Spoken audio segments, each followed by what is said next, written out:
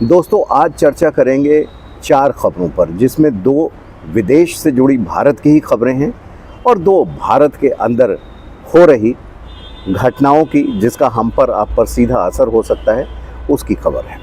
और हमारे साथ चर्चा करने के लिए जाने माने पर्सनालिटी, जाने माने चेहरे शीतल पी सिंह हमारे साथ जुड़े हुए हैं। बहुत बहुत स्वागत शीतल जी आपका। धन्यवाद।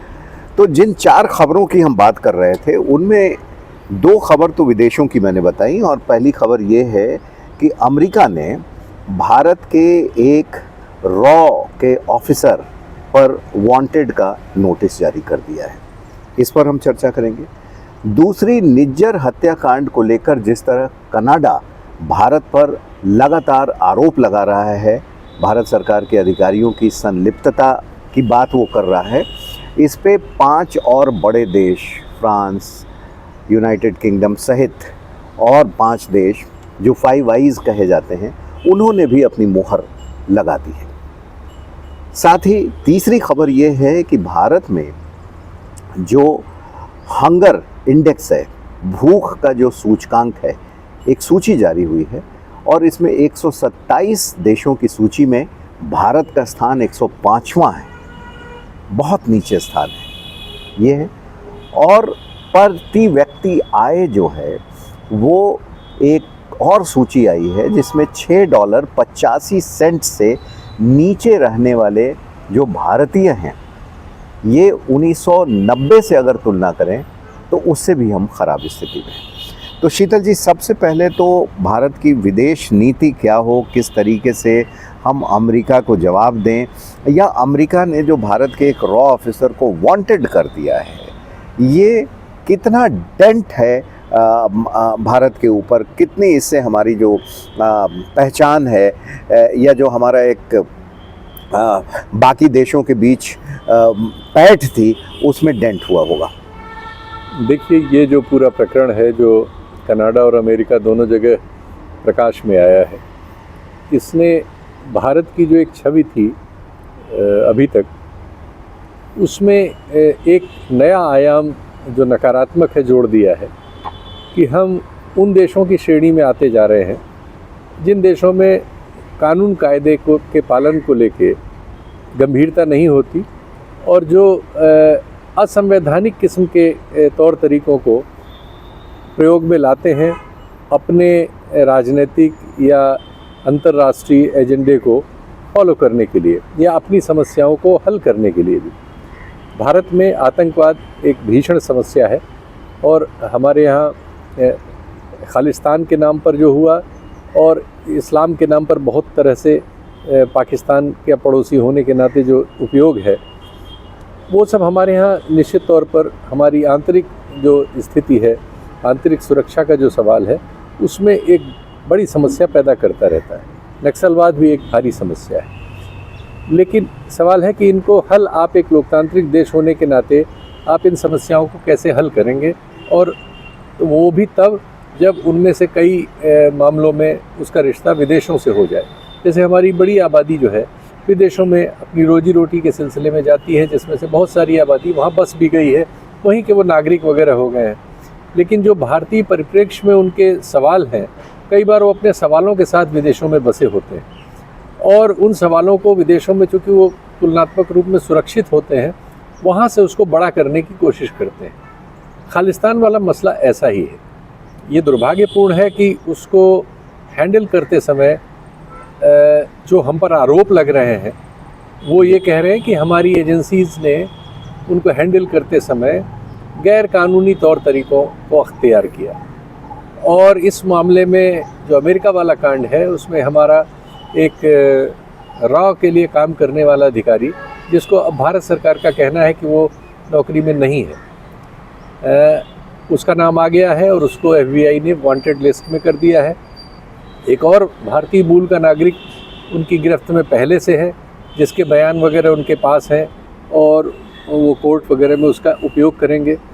बात तो यहाँ तक हो रही थी, बीच में खबर आई थी जो पोस्ट नहीं कर सकता हूँ मैं, कि हमारे NSA को लेकर भी वहाँ की एजेंसीज पूछताछ उनसे कर सकती हैं और इसलिए उनका भविष्य में अमेरिका जाने वगैरह के मामले में उनको सावधानी बरतनी पड़ेगी, क्योंकि उनको वहाँ की अदालतों वगैरह में जवाबदेह होना पड़ सकता है। पीछे बार भी शायद वो इसी वजह से जब प्रधानमंत्री गए थे जी। तो वो नहीं जा पाए थे। जी, तो ये जो सूचनाएं एक के बाद एक आ रही हैं, ये भारत की ऐसी छवि नहीं थी पहले कभी भी। भारत बहुत बार ऐसा रहा है कि उसके और वाशिंगटन के बीच तनाव रहा है। बहुत बार हमारे नेतृत्व की अंतर्राष्ट्रीय मसलों पर जो राय रही है या राष्ट्रीय मसलों पर जो राय रही है वो पश्चिम से भिन्न रही है और आमना सामना हमारा रहा है। लेकिन हम कभी इस तरह की नकारात्मकता में नहीं फंसे कि हमको एक क्रिमिनल स्टेट के तौर पर लिया जाए या रफ स्टेट जो कहते हैं अंतर्राष्ट्रीय पार्लेंस में, उस तरह से लिया जाए। ये चीज़ उस रास्ते पर बढ़ती हुई दिखती है जो उचित नहीं है। शीतल जी, आपको क्या लगता है कि इन दोनों घटनाओं को एफबीआई द्वारा भारत में रॉ के लिए काम कर चुके एक अधिकारी के लिए वांटेड लिस्ट में नाम जारी करना और साथ ही इन 5 फाइव आइज़ को कनाडा का साथ देना, कनाडा का आरोप लगाना, हमने देखा कि दोनों देशों ने किस तरीके से अपने अपने राजदूतों को भी वापस बुला लिया। क्या इन दोनों घटनाओं को एक दूसरे से जोड़ कर देखा जाना चाहिए और भारत की छवि को लेकर कितनी ख़राब हुई होगी या कितना हम इसको बाद में मेंटेन कर पाएंगे, आपको क्या लगता है? देखिए, उत्तरी अमेरिका जो है वो मतलब उसमें और अमेरिका में कोई जो प्रशासनिक इकाइयां हैं उनकी एक दूसरे से बहुत अंतर गुम्फित है। उसके भौगोलिक कारण भी हैं, राजनीतिक कारण भी हैं और बहुत सारे कारण। तो ये सोचना कि कनाडा में जो कुछ हो रहा था उसका अमेरिकी एजेंसीज़ को और अमेरिकी प्रशासन को नहीं पता था या कनाडा कुछ ऐसे फैसले ले रहा है जिसमें अमेरिका की उसको सहमति नहीं है, ये तो बात कहीं से सिरे नहीं चढ़ती। बल्कि वो जो आपने फाइव आइज़ की बात किया जिसमें ब्रिटेन, ऑस्ट्रेलिया और न्यूजीलैंड भी शामिल हैं कनाडा और अमेरिका के बाद, ये सब लोग सुरक्षा और अन्य मामलों में एक दूसरे से बिल्कुल गुम्फित हैं और एक दूसरे से सूचनाओं के आदान प्रदान में और सहमति के आदान प्रदान में इनमें कभी भी हम फ़र्क नहीं पाते।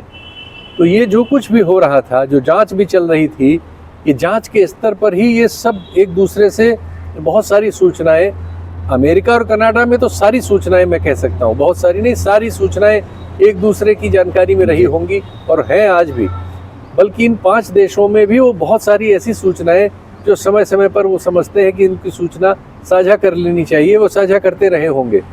और ये जो बात आई है ये ऑस्ट्रेलिया से भी एक बार उठ चुकी है।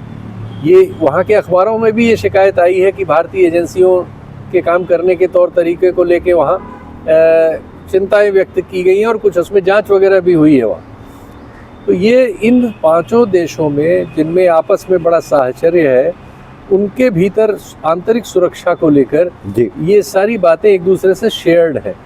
उनके डिसीजन भी एक दूसरे से शेयर्ड है और उनमें सहमति भी है और ये हम लगातार उनकी कदम ताल में देखेंगे जैसा हम अभी देख रहे हैं। और ऐसे कई मौक़ों पर हम लोगों ने देखा है कि न्यूजीलैंड का स्टैंड भी ऑस्ट्रेलिया से बहुत कुछ अलग नहीं होता अगर अंतर्राष्ट्रीय मामलों की बात की जाए तो ये तो थी 2 वो खबरें जिससे कि अनुमान लगाया जा रहा है या ऐसा हो रहा है कि भारत की जो छवि है अंतर्राष्ट्रीय पटल पर थोड़ी सी हल्की सी धूमिल ज़रूर हो रही है। और मुझे लगता है कि इस मामले में सरकार को, ख़ास करके विदेश मंत्रालय को किसी सॉल्यूशन के साथ आगे आना होगा ताकि भारत की छवि पर कोई बहुत बुरा प्रभाव नहीं पड़े।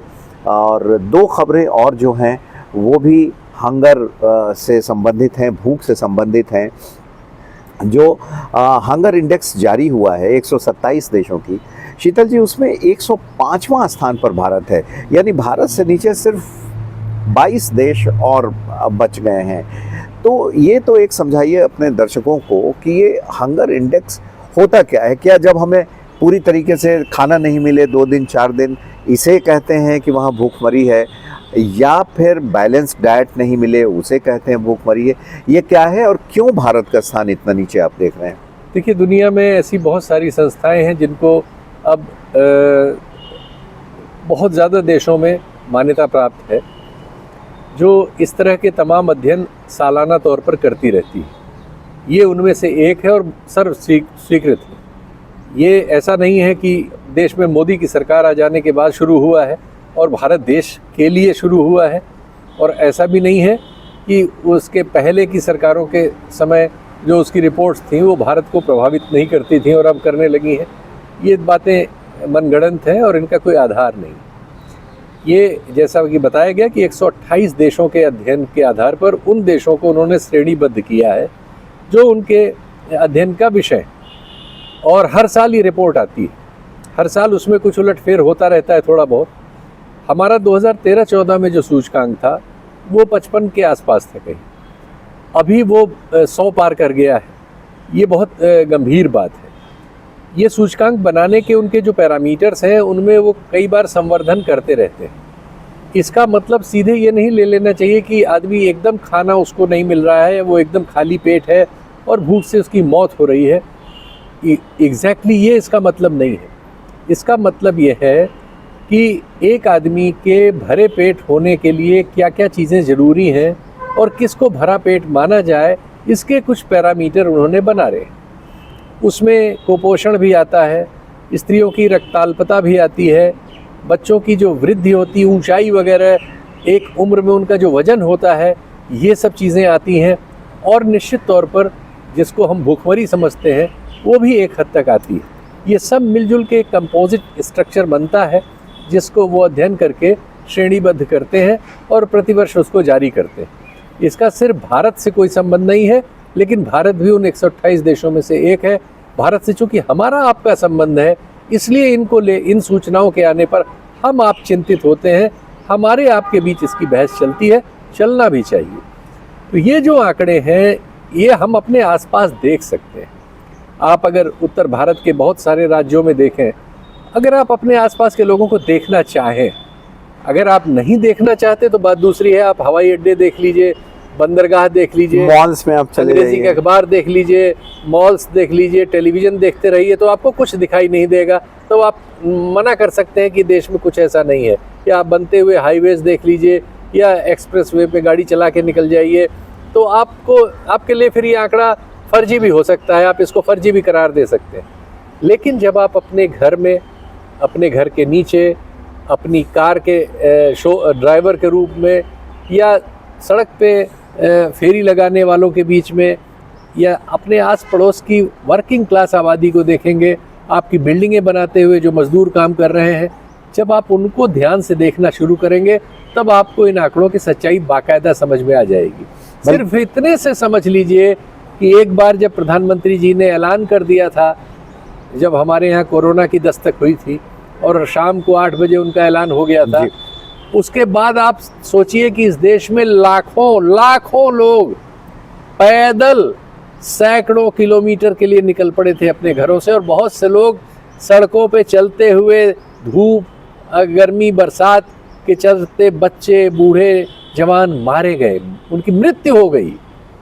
जिस देश में एक ऐसी सूचना से इतनी अफरा तफरी इतनी बड़ी आबादी में मच सकती हो, जिसकी आबादी दुनिया में अब सबसे ज़्यादा हो, 150 करोड़ के आसपास जिसकी आबादी हो, और जिसमें 80 से 81-82 करोड़ लोगों को 5 किलो अनाज देके जीवित रखा जा रहा हो, जिसमें 10 करोड़ लोग अभी उस लाइन में है जो शिकायतें करते हैं कि उनका राशन कार्ड नहीं बना है, यानी वो 80 करोड़ से भी अतिरिक्त 10 करोड़ है, 92 करोड़ लोग ऐसे हैं, 150 करोड़ में से 92 करोड़ यूरोप की आबादी के तिगुने।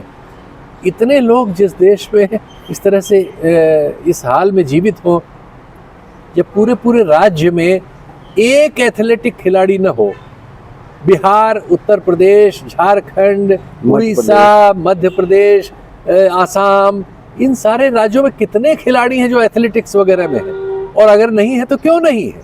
इसका मतलब जो हमारा सामान्य स्वास्थ्य है वो बहुत ही बुरे हाल में है। किसी तरह पेट में कुछ भर लेने को भूखमरी का उन्मूलन नहीं कहते। भूखमरी के इंडेक्स में जाने के लिए कुछ बेसिक पैरामीटर्स हैं, कितना प्रोटीन आदमी के शरीर में जा रहा है, कितने विटामिन जा रहे हैं, कितना वो पौष्टिक अन्न खा पा रहा है। सिर्फ पेट भरना तो वो एक अलग चीज़ होती है। तो ये जो फ़र्क है उनके आधार पर ये आंकड़े बने हुए हैं, और इस पर सिर्फ वही अपना प्रतिवाद प्रस्तुत कर सकते हैं जो इनका हल नहीं करना चाहते। बिल्कुल, आपने 2 बहुत ही सटीक उदाहरण दिए कि जब कोरोना पीरियड में लॉकडाउन अनाउंस किया गया था तो आखिर क्यों लाखों लोग अपने घरों की ओर पैदल चल पड़े, हज़ारों किलोमीटर का सफ़र तय करके, सिर्फ इसलिए कि उनके पास रोज़गार, डेली वेजेस ख़त्म हो गए थे और उनके पास खाने के लिए कुछ भी नहीं था। इससे हम अंदाज़ा बड़े स्पष्ट तौर पर लगा सकते हैं कि दरअसल किसके पास कितनी दौलत जमा की हुई है और कौन कितना कमाता है। और साथ ही एथलीट्स का उदाहरण शीतल जी ने दिया, बहुत ही बेहतरीन, कि अगर एथलीट्स नहीं हो रहे हैं तो क्या वजह हो सकती है, क्यों खिलाड़ियों की संख्या कम है और ये मेन स्टेट्स में से खिलाड़ी नहीं आ रहे हैं। जाहिर सी बात है कि हमारे देश में बच्चों के बीच बौनापन, जिसकी आप चर्चा कर रहे थे, बौनेपन का आंकड़ा या जो बच्चों की का वेट होना चाहिए, जो उनका वज़न होना चाहिए, उसमें भी कहीं ना कहीं से कमी है। हमें सिर्फ मॉल और एयरपोर्ट्स पर उन बच्चों को नहीं देखना चाहिए जो कि मोटे हैं, तगड़े हैं और ओबीज कैटेगरी में आते हैं। थोड़ी सी गांव की ओर, थोड़े से अपने वर्कर्स की ओर अगर हम निकल कर देखें तो इससे ये बात स्पष्ट हो जाती है। एक सवाल और इससे जुड़ा हुआ कि सरकार 80 करोड़ लोगों को मुफ्त अनाज दे रही है।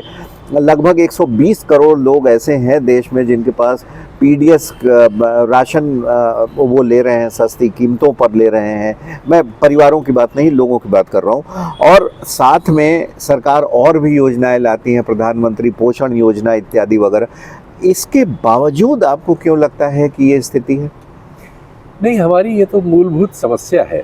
ये स्थिति इसलिए है कि जो आय का अंतर है, जब हम उन आंकड़ों को भी देखते हैं ना, कि हमारा एक तो प्रति व्यक्ति आय बहुत पुअर है भारत की। हमको बताया जाता है कि हम तीसरे स्थान पर आ गए, चौथे स्थान पर आ गए दुनिया की अर्थव्यवस्था में। वो इसलिए है कि हमारी आबादी पहले स्थान पर है। हमारी अगर तुलना फ्रांस से या ब्रिटेन से होगी, जिसमें 10 करोड़ लोग भी एक देश में नहीं है, हम 150 करोड़ हैं, उनके 15 गुने ज़्यादा है। तो हमारे 15 गुने ज़्यादा लोग चीज़ों को कंज्यूम कर रहे हैं। तो अगर 15 गुना ज़्यादा लोगों से आप 15 गुना कम वाले का मुकाबला कराएंगे तो हमेशा 15 गुना ज़्यादा वाला जीत जाएगा। तो हमें वो आंकड़ा बताया जाता है, लेकिन हमें वो आंकड़ा नहीं बताया जाता जो साफ है कि हमारी प्रति व्यक्ति आय कितनी है उन देशों के सामने जिनको हमने कथित तौर पर जीडीपी की ग्रोथ में हरा दिया है। उन देशों में प्रति व्यक्ति आय कितनी है और हमारी प्रति व्यक्ति आय कितनी है। जब ये आंकड़ा सामने आता है तो हम नंगे खड़े हो जाते हैं। हम $2,500 वाले हैं, वो 60-70 हज़ार डॉलर वाले उनकी इनकम है, यानी तब वो 20 गुना 30 गुना हमसे आगे हैं। तो यही एक समस्या है कि हम झूठे या चालाकी से कुछ बातें बता के, कुछ बातें छुपा के अपने को बड़ा साबित करने में लगे हुए हैं। ये झूठ हमें कहीं नहीं पहुंचाएगा, क्योंकि हमारा सच साथ साथ चल रहा है, जो बता रहा है कि हमारी प्रति व्यक्ति आय तो $2,500 है। चीन की 12,500 है, हमसे 5 गुना ज़्यादा है, उसकी ग्रोथ ज़्यादा है। और जो वियतनाम की हमसे बेहतर है। अभी बहुत सारे देशों के, हमसे बांग्लादेश की बेहतर हो गई थी, उनकी अपनी और दूसरी समस्याएं हैं, राजनीतिक समस्याएं हैं, लेकिन आय हमसे बेहतर हो गई थी। तो ये सब हमें देखना पड़ेगा समवेत रूप में। हम अगर उसका टुकड़ा एक जो हमारे नेता हमें पकड़ा देते हैं कि हम दुनिया में 5वीं अर्थव्यवस्था हो गए, तीसरी हो गए, चौथी हो गए, ये हो जाएंगे, वो हो जाएंगे। रियलिटी ये है कि प्रति व्यक्ति आय में हम बहुत पीछे हैं, बहुत पीछे, बहुत नीचे, बहुत गरीब देशों में है। और जब तक ये डिस्पैरिटी की वजह से है, हमारे यहाँ 1% लोगों के पास हमारी दौलत का 28-30% चला गया है और ये लगातार एक्यूमुलेट हो रहा है, हर साल दर साल ये बढ़ रहा है। दूसरी ओर जो बड़ी आबादी है उससे लगातार घट रहा है। ये आंकड़े खुद सरकार द्वारा स्वीकृत किए हुए आंकड़े हैं। तो अगर एक छोटी सी आबादी के पास सारे साधनों से इकट्ठा किया हुआ धन चला जाएगा और बहुत बड़ी आबादी से उनका बहुत सारा जरूरी धन छीन लिया जाएगा, जो कि इस समय हो रहा है, तो ये हालत होगी कि एक आंकड़ा तो हमें आसमान पे पहुंचाएगा, दूसरे में हम पाताल में होंगे, और जो असलियत है वो पाताल की तरफ है। और जो एक आंकड़ा आसमान की ओर पहुंचा रहा है वो आंकड़ा कागजों का आंकड़ा है, क्योंकि शीतल जी जो अभी बता रहे थे कि आबादी से कैसे हम 5वीं बड़ी अर्थव्यवस्था हो गए हैं, वो मैं आपको और आसान शब्दों में समझा देता हूँ कि दरअसल जीडीपी के पैमाने पर हम 5वीं बड़ी अर्थव्यवस्था हैं। और जीडीपी किसे कहते हैं? किसी भी एक देश के भौगोलिक क्षेत्र में जितने भी सामानों की बिक्री हुई, जो सामानों का अंतिम मूल्य है और सेवाओं का अंतिम मूल्य है, उन सबको अगर आप योग कर दें तो जो आता है वही उस देश की जीडीपी कही जाती है, अगर सरल भाषा में हम समझना चाहें तो। देश की आबादी ज़्यादा है तो जाहिर सी बात है कि देश में मिनिमम कंजम्पशन के आइटम्स भी ज़्यादा होंगे, तो ज़्यादा सामान बिकेगा, और जब ज़्यादा सामान बिकेगा तो हमारी जीडीपी भी बढ़ेगी। लेकिन आम जो औसत इनकम है, प्रति व्यक्ति आय है, वो बहुत कम है, और उसमें भी 2 या 3 या 100 लोगों की अभी लिस्ट आई थी जिनके पास 90 लाख करोड़ रुपए से ज़्यादा है। और अब ये फासला देखिए, जो रिचेस्ट ऑफ द रिच हैं उनमें भी बढ़ता जा रहा है, क्योंकि 2 जो सबसे धनी लोग हैं उनके पास 10-10 लाख करोड़ रुपए हैं। जो तीसरे नंबर पर सावित्री जिंदल हैं उनके पास 3 लाख करोड़ रुपए, माने इनके बीच भी 3 गुने का फर्क है जी। और ये फर्क भी हर साल दर साल बढ़ रहा है। तो ये फर्क सिर्फ बड़ी आबादी बनाम एक छोटी आबादी ही नहीं है, जो वो छोटी आबादी में भी वर्गीकरण है उसमें भी ये बीमारी उसी तरफ बढ़ रही है कि बहुत कम हाथों में सब कुछ का संकेंद्रण हो रहा है। ये हमारे राजनीतिक फैसलों में आप देख सकते हैं, इस कार्यक्रम में हम उस पर जाएंगे तो वो बात फैल जाएगी, लेकिन चीज़ों पर ध्यान से देखिए, खबरों को ध्यान से पढ़िए, उनके खबरों के अंदर की खबरों को ढूंढने तलाशने की कोशिश कीजिए, आलोचनात्मक विवेक का इस्तेमाल कीजिए। तो जो हम समझ रहे हैं उसमें कोई जादूगरी नहीं है, कोई रॉकेट साइंस नहीं है, आप हमसे बेहतर समझ सकते हैं। बिल्कुल, आप हमसे बेहतर समझ सकते हैं। और सत्य हिंदी पर आज के अर्थ अनर्थ में इतना ही। अगले एपिसोड में फिर आपसे किसी टॉपिक पर मुलाकात होगी और हम उस पर चर्चा करेंगे। फिलहाल हमें इजाज़त दीजिए। नमस्कार। नमस्कार। बंद कर लीजिए।